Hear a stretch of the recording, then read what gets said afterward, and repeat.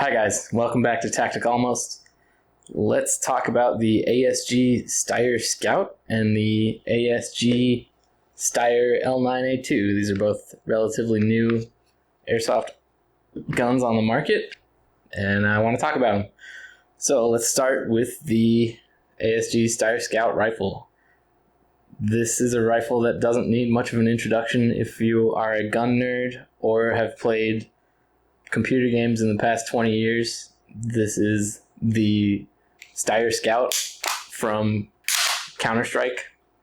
It is also, if you're just a gun nerd, the OG gun nerd Jeff Cooper talked a lot about some design philosophy about a scout rifle for North American general use.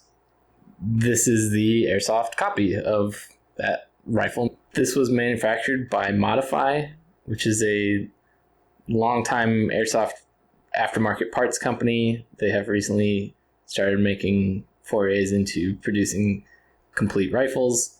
They've been around for like 20 years making aftermarket parts for all sorts of rifles, in particular a lot of spring rifle components. So they know what they're doing when they're making a spring bolt-action sniper rifle. This is fully licensed by Steyr through ASG or Action Sport Games. And let's just go from tip to butt, talking about the features real quick. At the front, there's a 14mm counterclockwise muzzle thread. I don't remember what came on this. I think it was just like an orange tip or something. So right now I actually have just some random thread protector cover on here. This is for I think a gas blowback pistol or something, but it fits fairly well on here. So that's just how it is for now. Maybe someday I'll buy a $10 part from Modify to actually get the matching barrel crown and stuff. Moving down, we have flip-up front sights, which I can't flip up with this scope on here, but it does have a flip-up front sight and a flip-up rear sight. It's a ghost ring pattern and blade front. Probably not going to be using that much for airsoft. You will probably quickly throw a scope on here of some sort. I'll talk more about the scope in a little bit. Moving down, we have these sling swivel holes. We have one here, and then a couple on each side, here, and some on the back here, two on each side, one on each side, sorry. We have a slot for a little Picatinny rail that you have to buy separately. You also have to buy the sling swivels separately. They're like $12 or $15 each, I think. It's not very cool, but if you're not going to have a sling on it, then why waste the money? It has an integral bipod here. You press this little button in here. That releases each wing. It's not very quick to deploy, but it does sort of lock open in this configuration. So I have used it occasionally in this format when I'm at a good stationary position, and it's a bit tall for a bipod, in my opinion. But if you don't like this bipod, you can always slap a bipod onto this bottom rail section if you opt to buy a bottom rail section. And it does fold up, but it does kind of feel like you're breaking it every time you push in. It does require quite a bit of force to get these legs to overcome. There's a little detent tab in here, and it's plastic on plastic kind of, so it feels like you're going to break something, but it's a sturdy plastic. The whole stock is a very sturdy plastic, so including the bipod, so it's not going to break anything. It just feels like it. It's kind of weird. I should keep this open so I can show you the hop-up adjustment. There are two ways to adjust the hop-up on here. There is this little lever here, which is ambidextrous. It's accessible on both sides. And it does have very significant clicks. There are maybe 10 to 15 clicks in here. It's very tactile, very satisfying to click it up and down. There's also a top dead center screw that if you really want to fine tune your hop up adjustment, you can use the little top dead center grub screw and really dial in how much hop you apply. I obviously can't do that because I have the scope on here. The magazine is also nested in here. It is a proprietary magazine, but I think it's somewhat compatible with Modify's other sniper rifles. I think either this is compatible with the previous sniper rifles they've made, like the M24s. I'm not sure exactly what other models they have, but I'm not totally sure if the M24 magazine is compatible with the Scout. So you might have to trial and error, but you can always just get these 32 round magazines. I recommend getting more than one. They are kind of a pain to load. You kind of have to fiddle with it and kind of make your own feed lips with your fingers to kind of get the BBs in there. The magazines do have a tendency, these pins can kind of walk out.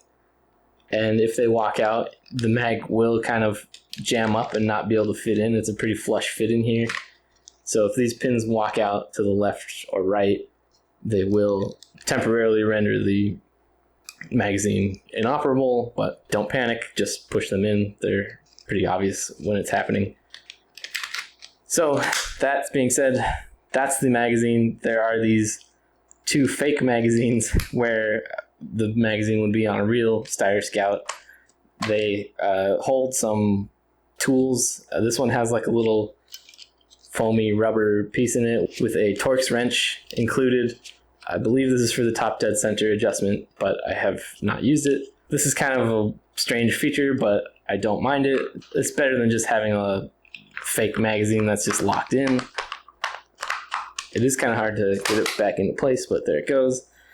And while we're talking about magazines, there's an extra fake magazine back here.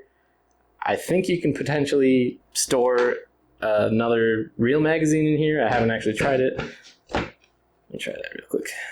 You can actually store a spare magazine in the fake magazine area, but it wouldn't be very readily accessible. It would probably be better to just keep a spare magazine in your pocket or something, but it's there. It's kind of a nice feature. It has a classic Steyr Scout safety, which is on the tang of the stock. Supposedly it's very easy to quickly and rapidly go from safe to fire. In the safe position, it has this little white button. You have to depress that and then roll the wheel forward, and then you're in fire. I think it's kind of cool. It's a little bit different. Steyr often does things that are just a little bit different than the usual designs, like a crossbolt safety or whatever. I have not noticed it being any more rapid than a crossbolt safety or something like that, but it does feel cool, kind of like you're pushing the gun into drive mode or something. I don't know. I don't mind it. It is what it is. A lot of airsofters don't even use the safety, which I find is a little bit unnerving, but true.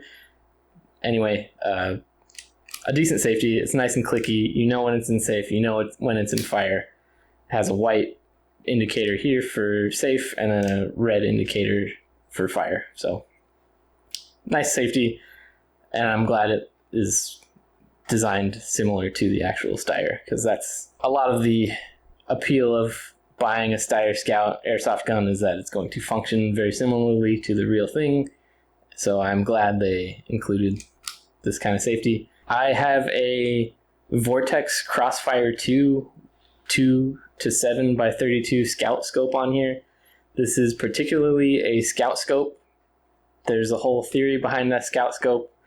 If you are familiar with Jeff Cooper, the OG gun nerd, he talks a lot about the Scout rifle and the design philosophy, and it really requires a scope that is further set forward than your traditional. Traditional scope would be mounted back here, very close to your eye. However, a Scout scope intentionally has a very long eye relief, so it can be mounted very far forward, doesn't obscure your vision very much, and it's pretty easy to continue looking downrange and bring the scope up and get that scope dialed in without a lot of fussing around trying to like peer through the scope and get the perfect eye box position behind the scope. A lot of people don't really like the Scout scope style, and I think probably that's because it's not very common and it's something you have to kind of practice and train with, and this is a perfect place to practice and train with it, honestly. It's an airsoft gun, throw a scout scope on there, point it at players on the field, and get your practice with it. I like to keep this at about 3 times magnification, even though it can go up to 7. I find that 3 is about where I can pick up somebody in my scope quickly and get a shot off fairly rapidly. The higher the magnification, the harder it is to find somebody in the scope and get a shot off quickly. So 3 times zoom, I get enough extra information from the zoom to be able to aim accurately at my target without instantly losing them when I bring up a high magnification to aim. The Scout also has an adjustable stock. You can add or remove these little spacers here. I personally have just left it where it is. The length of pole is fine for me. I'm not very picky about it, so that's just where it is. But if you're a smaller frame person, you can remove these. If you're a larger frame person, you could buy some more and extend it. For an average size man like me, it is perfectly fine, like the pole where it is right now. So chronoing this rifle is shooting about 1.85 joules, which is pretty hot. It is about 410 FPS with 0.25 gram BBs.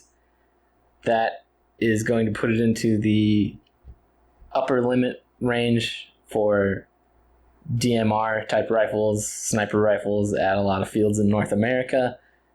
This, at every field I'm aware of in my area in California, is going to have a 100-foot minimum engagement distance.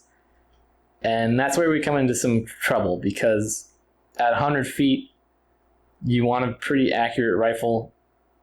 And this has honestly been a little bit subpar or unsatisfying for me. So at my range, at about 100 feet, I got a group about like this, which is not bad. It's a man-sized target at 100 feet, but bear in mind this is the minimum range that I can engage somebody with this. So at 100 feet, I can hit a torso-sized person, but I often get a lot of flyers, especially kind of veering off to the right, and sometimes it's overhopped or underhopped somehow, even when I'm using the same consistent ammo. It has a very consistent FPS as far as chronoing goes, so I'm not sure why I get a lot of random flyers. And with a bolt-action rifle like this, you're only going to get one shot before somebody ducks into cover. So I have been kind of disappointed with this, especially at my local field, where it's fairly wooded, but it also is a lot of structures with windows. I often only get one chance to take a shot at somebody through a window, and I hit the side of the window and I miss them at over 100 feet. And it's honestly pretty disappointing. I would hope for a group more like this. I know it's a lot to ask of an airsoft gun, but I do have a few airsoft guns that are not precision rifles. They are bone stock AKs or whatever, that I can consistently hit more of a group like this, about like 6 to 8 inches at 100 feet without a lot of struggle.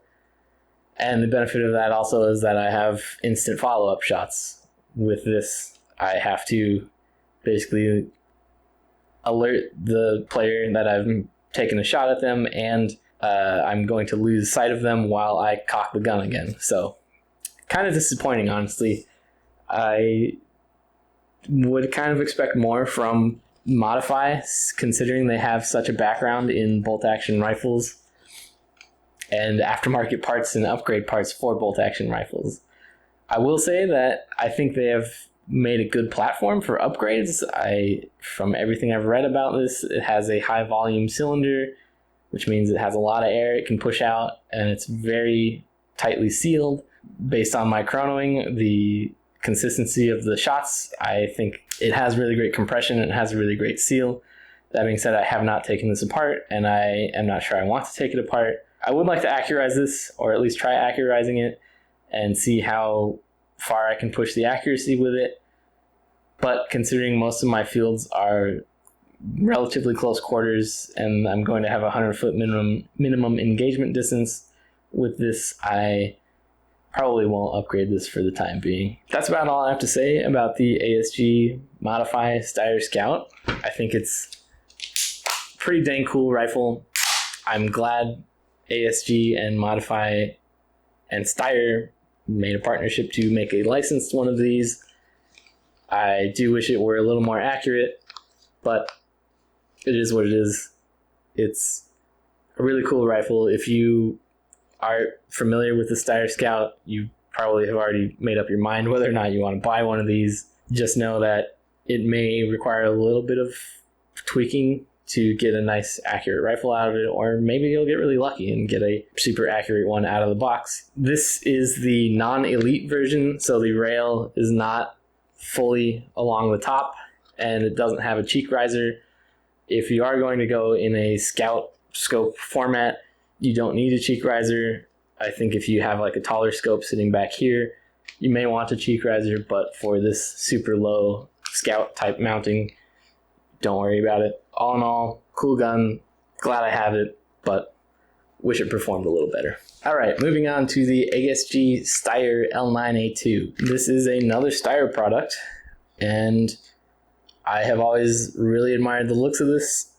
I have seen the Steyr L9A1s, airsoft guns that have been out on the market, but they're all like non-blowback and potentially like very high energy output, like dangerous to use kind of airsoft guns that should really be chronoed before being taken to a field. And finally, I saw ASG coming out with this and I got really excited.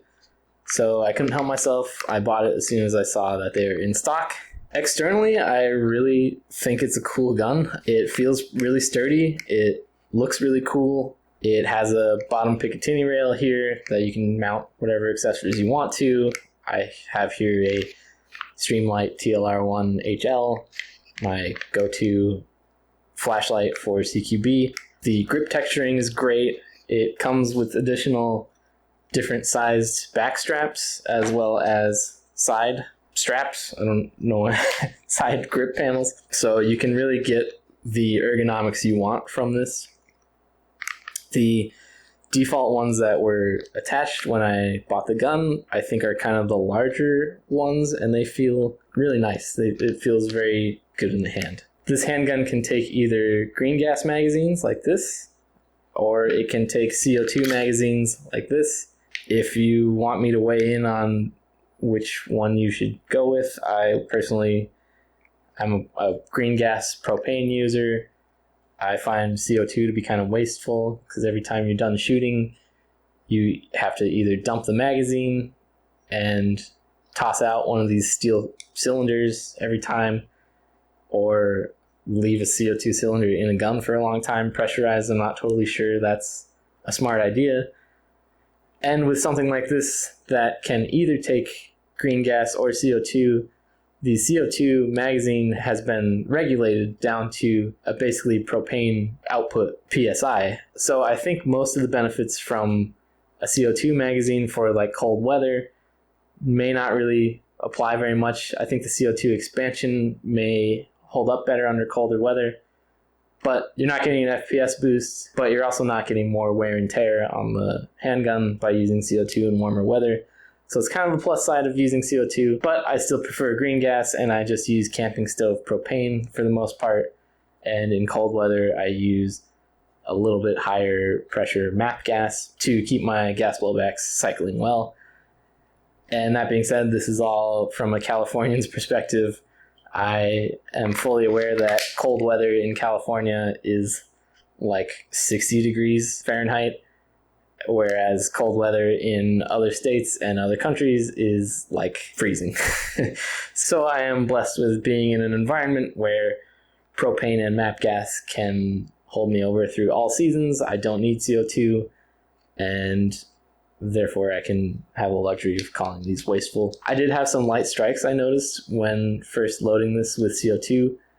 I think there was just kind of too much pressure at like 85 degrees Fahrenheit with a brand new CO2 cylinder for the hammer to strike the gas release valve thoroughly. and so I was getting very like light strikes and like really limited cycling, but that resolved itself pretty quickly, so you can always go with the CO2. I'm also not a huge fan of getting access to the Allen screw to release the CO2. You kind of need a pointed thing to depress this release button, and the included Allen for the screw doesn't quite fit in there enough to get it unlocked, so you kind of need a spare pin or something to press in. And then when you try to slide it off, it gets about 3/4 of as far as it needs to go before it locks in again. And then you have to press that again, push it all the way off, or most of the way off. Fortunately, when you take this off, your magazine follower doesn't go flying away. There's a detent in there. I'm glad they thought of that. And then you have a big chunky Allen wrench to unscrew the Allen screw. I honestly forgot to bring this out to the field with me. I left it in the box at home, and I basically couldn't use this. I didn't have a big enough Allen wrench on me to unscrew this, so bear in mind you'll have to keep that Allen wrench or a similar sized one on your person to deal with these, and maybe something with a little sharp nub to push this back in. So not the greatest design, but better design than some CO2 magazines that are out there, so I don't know. And honestly, green gas or CO2 aside, this has not had the accuracy or the performance I've really wanted. The slide is a little bit sluggish when returning to battery. I kind of like my slides to snap back a little faster than this, so this one feels just a little bit sluggish, a little bit weak. And also I find that when I have it locked open and I throw a mag in, a lot of the time it has enough force to drop the slide home without me pressing any buttons. I am not a big fan of that. I would like a little bit of a stronger recoil spring to hold everything where it is, and no rattling or jostling can operate the pistol without my control. It's a really little thing, it's a really minor thing, but I wish it's something that they had thought of when they were designing and producing this. Just a little bit of a stronger spring might have made that a little bit better. So the trigger is fine. It's a lot like a Glock trigger with a little safety nub in there. That is the main safety of the gun. There is sort of this weird key system. A key is included in the box that goes in here, and you can mess with safe for fire or whatever. It's more of like a storage lock safety than a active safety on the pistol, so not much to talk about. It's kind of funny that they even included it, but it is like the real one, so kind of cool. So I need to talk about accuracy with this. At about 30 feet with 0.25 gram BBs, I got a group like this with 2 magazines using the propane magazine as well as the CO2 magazine. Bear in mind this is 30 feet, not 100 feet like the other target I showed you. Very similar target, very different range. This is adequate for CQB in my opinion, but there were some times when I wanted to take some shots through a window or where somebody was peeking at me, and at the over 30 feet range, that kind of accuracy was not cutting it. I feel like at this point I have gas blowback pistols that outperform this in terms of reliability, in terms of accuracy. So I'm a little, again, disappointed with a brand new gun on the market that it isn't a little bit better than things that have been out for a really long time, that they can improve or build upon those kind of design principles to make something more accurate and more consistent. The one last thing to talk about with this is it has really unique sights. These are, as far as I know, very similar to the actual Steyr L9 series of sights. They're very unique, little trapezoid triangle situation. I think it's cool. It's not very distracting. It's easy to bring the sights onto target. I have no complaints about that, but it is sort of a preference thing. If you're really used to traditional square blocky sights, these might take a little bit of getting used to, but I find them pretty intuitive and I have no complaints about that. So guys, that's about all I have to say about these 2 Steyr replicas. I'm really glad that these are being produced. I think Steyr is one of those really unique firearms manufacturers that always has something kind of cool and often futuristic seeming. And I hope they continue to produce more of these because they are kind of like cool sci-fi weapons and just really unique. So I'm glad to see variety in the airsoft industry, and ASG is doing a good job bringing these into the sport. So thanks for watching, guys. I will see you next time.